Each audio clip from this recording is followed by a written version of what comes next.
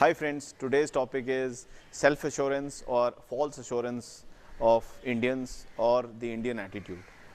I'll narrate an incident from the recent disaster which happened in Uttarakhand.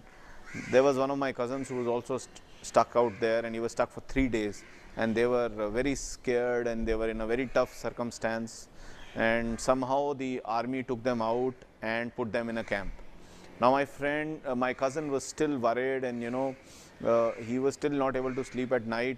But when he woke up in the morning, he saw most of the people having fun, enjoying with the biscuits and the food which army had given them, and taking bath under the small water springs and laughing. And people were still dying. There were dead bodies being brought, and my cousin was shocked. He was surprised to see the attitude, and he actually asked a person that how can you laugh and enjoy at this time. And that person said, everything is God's wish. We are safe, so we are enjoying.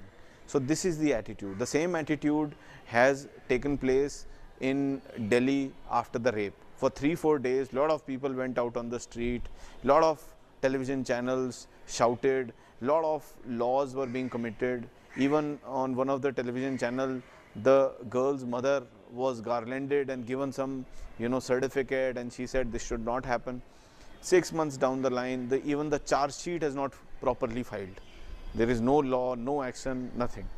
And this is the whole attitude which is becoming. The old people in India say it is all due to God, and the young people in India say we don't care, we have to get the mobile phones, the cars. So basically attitude of self-assurance. All of us know that after 11 p.m.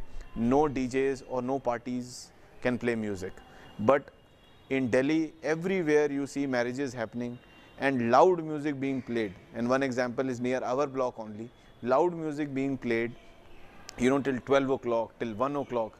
If 50 people wake up from their houses, everybody is getting bothered, but nobody wakes up.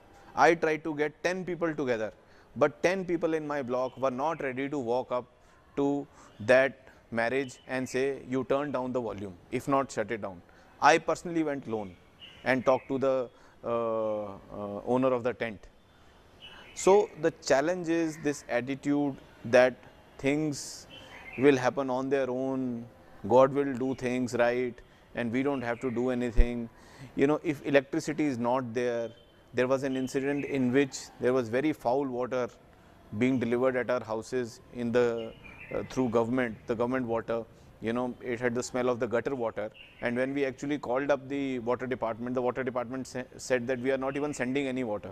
From where are you getting the water? So our motors were actually sucking in the gutter water. So even at that situation, nobody wants to get up and go to the water department or go to any office. They say somebody will get up and complain, and things will get all right.